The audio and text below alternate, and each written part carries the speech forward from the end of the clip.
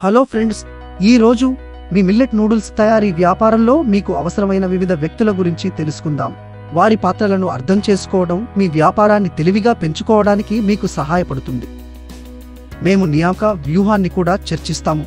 మీ ఖర్చులు అదుపులో ఉండటానికి మరియు మీరు వేగంగా లాభదాయకతను సాధించడానికి నియామక ప్రక్రియను ఎలా దశలవారీగా తొలగించాలి.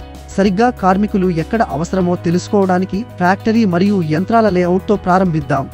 మొదటిది యంత్ర నిర్వాహకులు, వారు యంత్రాలను నిర్వహిస్తారు మరియు నిర్వహిస్తారు. రెండవది ప్యాకేజింగ్ మరియు లేబులింగ్ సిబ్బంది, వారు ప్యాకేజింగ్, లేబులింగ్ను నిర్వహిస్తారు మరియు రవాణా కోసం ఉత్పత్తులను సిద్ధం చేస్తారు. మూడవది ఉత్పత్తి ప్రాంతాన్ని శుభ్రంగా ఉంచే మరియు చిన్న నిర్వహణ పనులను చేసే క్లీనర్, నిర్వహణ కార్మికుడు. సమయం గడిచే కొద్దీ ఉత్పత్తిని పర్యవేక్షించే, నాణ్యమైన ప్రమాణాలను నిర్ధారించే మరియు శ్రామిక శక్తిని నిర్వహించే ఉత్పత్తి నిర్వాహకుడి అవసరం ఉండవచ్చు.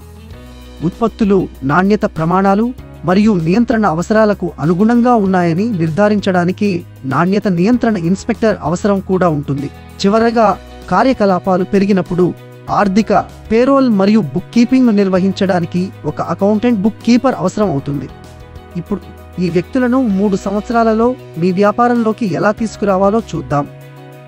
మొదటి సంవత్సరంలో యంత్ర నిర్వహణ, ప్యాకేజింగ్ మరియు నిర్వహణ పనుల కోసం కుటుంబ సహాయంతో ప్రారంభించండి.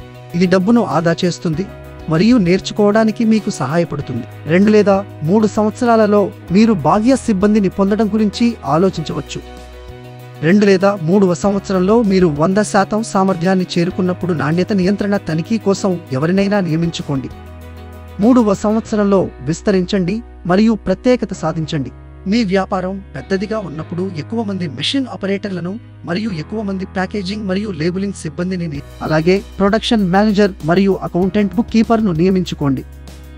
ప్రతి పాత్రను అర్థం చేసుకోవడం ద్వారా మరియు నెమ్మదిగా వ్యక్తులను జోడించడం ద్వారా మీరు మీ వ్యాపారాన్ని పెంచుకోవచ్చు.